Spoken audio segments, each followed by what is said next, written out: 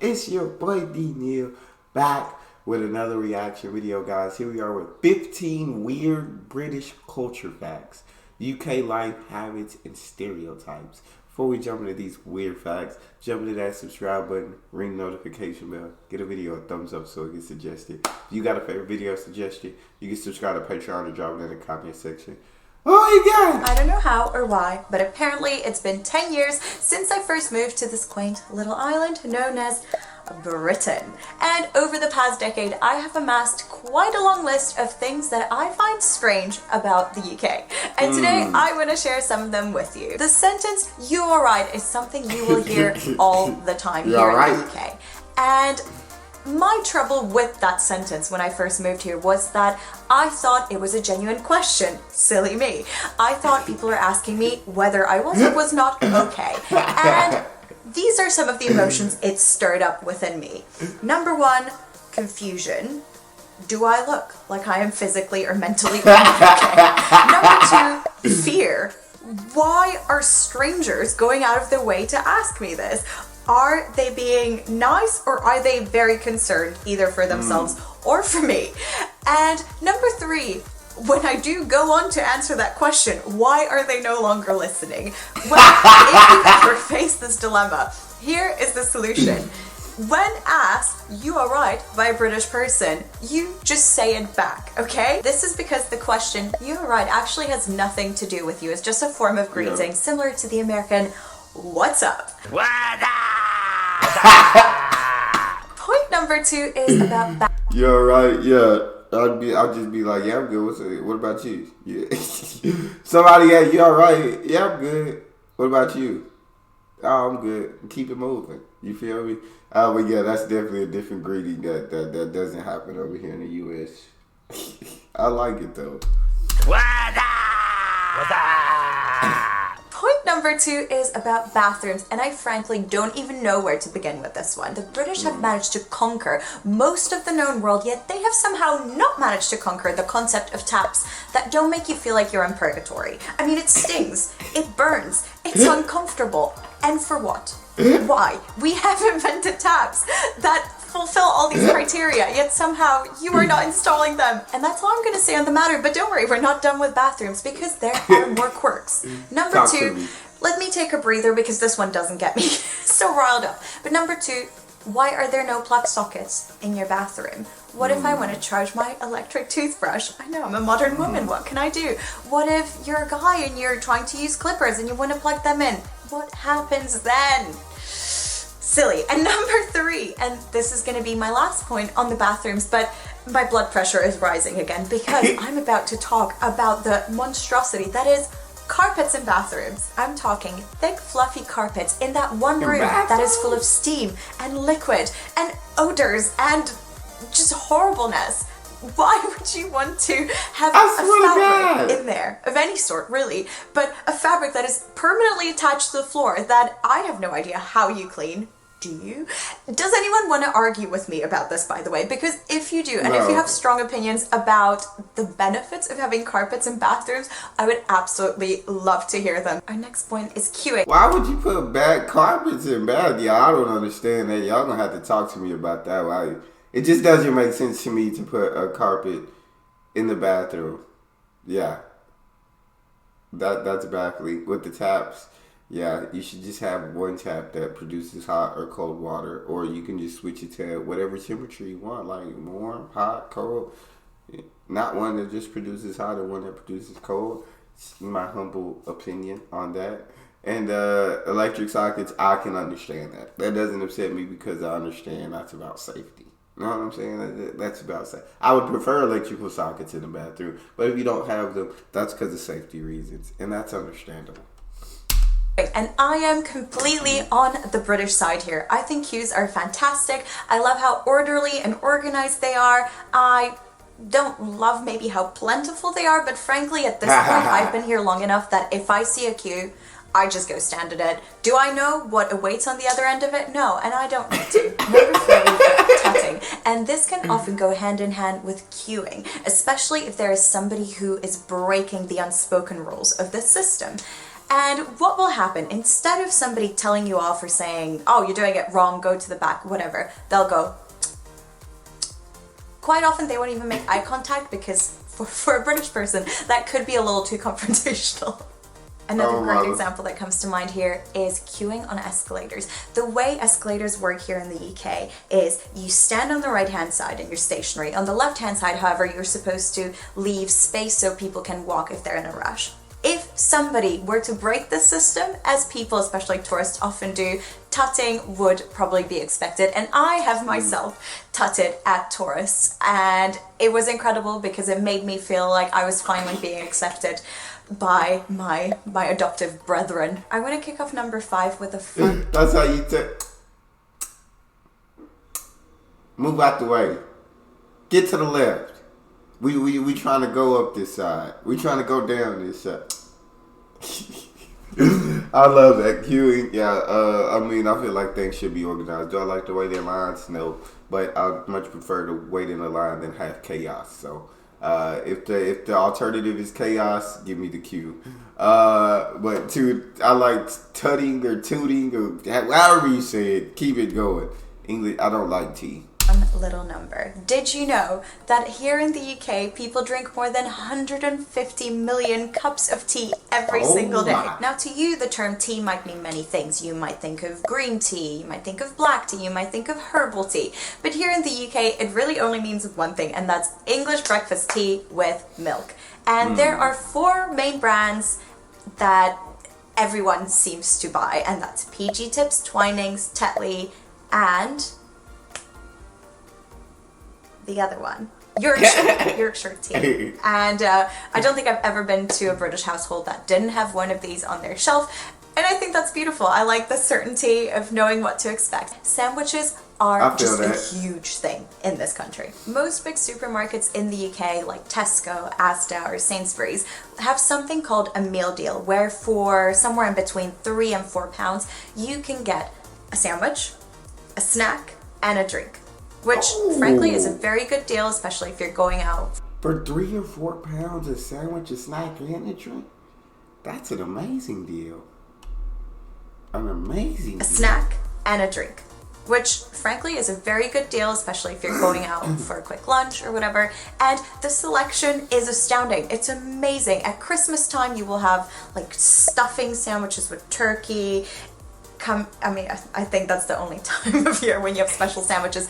But truly, it is incredible, and most people have favorites, and when they go to buy a meal deal, they will try to get the most value out of it that they possibly can. Sure. There is a guy by the name of Max Fosh here on YouTube who does something called ranking people's meal deals, and I absolutely love watching them. Point number 7, let's make a logical leap from the topic of sandwiches to social class. Now, meal deals can actually be a pretty good predictor of somebody's social standing and background, but an even better predictor is their accent. Here in the UK, it is truly incredible. You can pinpoint where somebody is from or where they were born to the street sometimes. If you've ever heard of George Bernard Shaw's Pygmalion or My Fair Lady, you'll already know what I'm talking about. The way a person speaks, the things they say here in Britain can be used as a pretty reliable predictor of social class, and it's something that is still at the forefront of people's minds today. It's something that people are very aware of. And I know this is the case in every country. People, wonder what another person's background is, but it is just so obvious in many ways here. And there are so many terms for people who belong to different social classes. A person from the upper class might be called posh, very common word. It might be called a toff or a Sloane, which is a term derived from Sloane Square I think it's in Chelsea, where a lot of rich people live. And then on the opposite side of the spectrum, some working class people might be described as chavs, although this is a specific subsection of that bigger group, or they might be called scallies. There's a lot of words, but many of them are derogatory, so we're gonna move on to our next point. When I first... She said we can get you down to the street that you was born on, from your accent and what you say. From certain accents, I could tell not exactly what state people are from, but you know what I'm saying? Are they from the north, south, east, west? I could tell that, but I can figure out like what state. They like, nah, we can figure out the city. We can figure out the street that you was born on. Okay. Moved here, I thought British there was meals. breakfast, lunch, and dinner. And it turns out I was completely wrong, because here in the UK, those names are completely open to interpretation. For example, you can get school dinner, which is actually lunch because you eat. That's what a school lunch looks like. Nah, bro, because now I feel like I was robbed my whole life, bro. I feel like I was robbed my entire UK. That's what y'all school lunches look like, bro? Like that? That looks amazing. Oh my God. Eat it at lunchtime. There's also the word supper and the word tea, both of which can be used to describe dinner. And frankly, I haven't fully figured out the distinction between these. It really depends on where you come from. So in the north of the country, people might use different words to people in the south, and different families and different social classes might use different words as well. So it is truly a minefield. In number 9, we've got pet names. There is an infinite degree of nuance and so many layers to the way in which these terms of endearment are used. But here are a few examples. A girl from Essex, somebody from Towie, might use the word babes a lot, right? To refer to another person of a similar age. But then you get an elderly gentleman who might call you love or sweetheart, or maybe a dinner lady, school dinner lady who serves lunches. Yeah, exactly. She might call you darling. And all of these terms I think are very beautiful, although sometimes can come across as a little bit sexist these days if men keep referring to young women as like sweetheart or darling in a slightly patronizing way. But overall, I am a big fan of this, and it just feels so quintessentially British. Number 10, and I'm sorry I didn't mention this sooner, is British politeness. There was a survey done a few years ago of more than 1,000 Brits, and they came to the conclusion that the average person says the word sorry a total of 8 times per day, and that 1 in 8 people apologize a total of 20 times per day, which I think is wonderful, because I have or am quickly becoming one of them. At this point, I will say sorry to inanimate objects. If I bump into a table, I will probably apologize. The word sorry actually has myriad uses. You can use it to apologize, but you can also use it to replace many other sentences. For example, if the weather's bad, you might choose to say, oh, I'm sorry the weather's bad, even though obviously that is fully out of your hands. You may also say something like, oh, I'm sorry that happened to you, although again, you were the perpetrator of whatever bad thing happened to that person. You can use the word to show sympathy, you can use it to soften your language, you can use it when stopping somebody in the street, say, oh, sorry, have you got the time, or sorry, could you point me to St. Paul's, my favorite building in London. It's so beautiful. On the topic of British politeness, I also want to mention that Brits sometimes have a tendency to be very indirect, and even the way I said that was pretty indirect, so you can see I'm learning. For example, if you ask somebody for their opinion about, say, the sweater, instead of saying, no, I don't really like it, they might say, oh, it's lovely, but it's not really my cup of tea, or, it's interesting. I feel like America's similar in that way, that indirect way of saying things. The politeness, I am one of those people who do say sorry a lot, even when things aren't my fault. I don't know why. It's at this point, it's just a habit, and I can't stop. It's who I am. I don't say sorry to inanimate objects. If I ran into a table, I'd be mad at the table. But if I ran into a person, I of course apologize. And if a person ran to me, and even if a person ran into me, I'd be like, oh, I'm sorry. That's just how I am. But I love that. I can't imagine apologizing to the table. A cup of tea, or it's interesting. Number 11, the British sense of humor. Do you know what I just said about Brits being really polite and kind? Well, forget all about that when it comes to close friends, because your close friends, if they are British, are just gonna make fun of you the whole time. That's how it should be. If you're close friends, that's how it should be. The more that I pick on you, the more that I make fun of you, that means we're closer.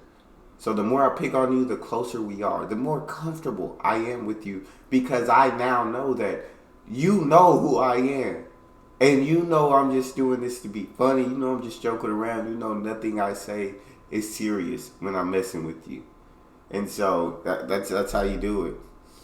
Your close friends, if they are British, are just gonna make fun of you the whole time, and it's never gonna stop. And at some point, hopefully, you're gonna just join them, because if you don't, I dread to think what might happen. And yeah, it helps with growing thick skin. It helps to assess how close you are with someone, because if they are not ripping into you, you're probably not that close. Number 12, let's talk about British fashion. Obviously, the way people dress varies across cultures, and the UK is no exception. Now, I could mention a few things here, like the British love of fake tan and super short shorts, but I'm not going to do that. What I want to focus on instead, well, I mean, I've just done it, but what I want to focus on instead is the way Brits dress wrong for the weather.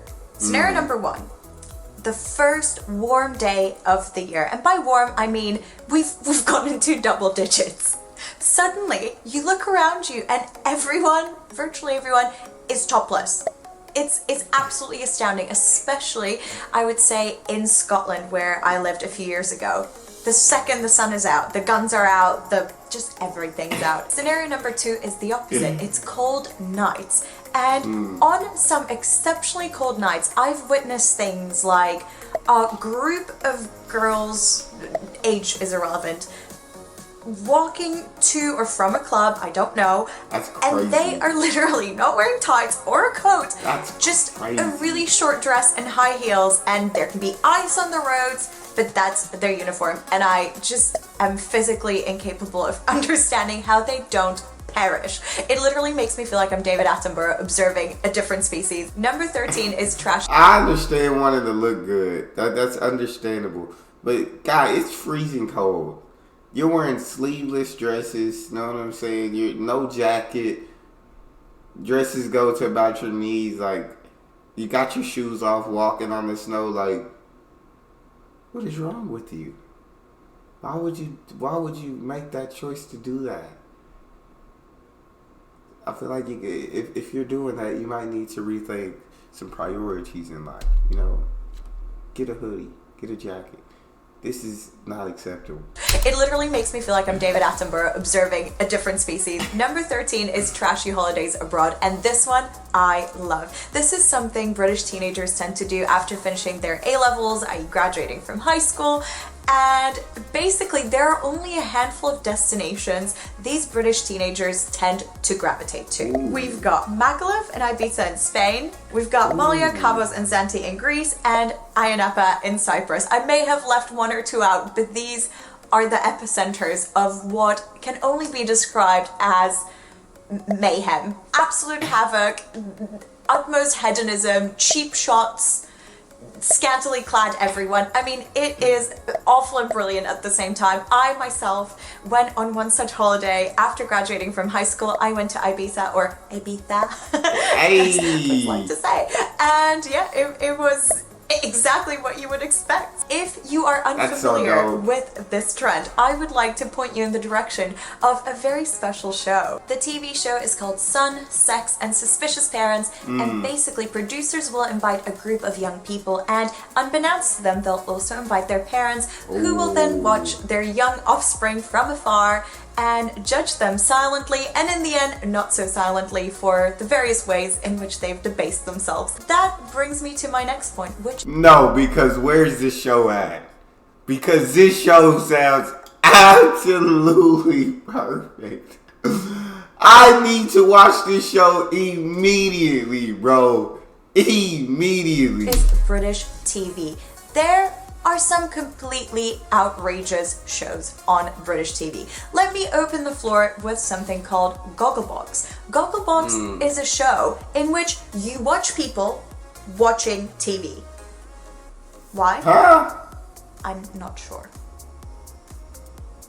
Why would I watch people watch TV? There's Naked Attraction, where you choose a date based on looking at several people inside transparent boxes that slowly reveal every inch of their naked bodies, including the inches. Need I say more? No. Then there's another show called Dogs Might Fly, in which they, literally teach dogs how to fly a plane. And don't worry, there's more. There's Carjackers, where people steal their friends' cars and turn them into something else, like a giant chicken nugget or a miniature space shuttle. And even the normal TV shows are a bit weird, like 8 out of 10 Cats or Come Dine With Me, which is currently in its 46th season. That's my God. And when I say weird, by the way, you should know that, yes, I think objectively these are really strange concepts, but I also think they are hugely enjoyable. All right, we've reached point number 15. This is by no means the full list of things I find.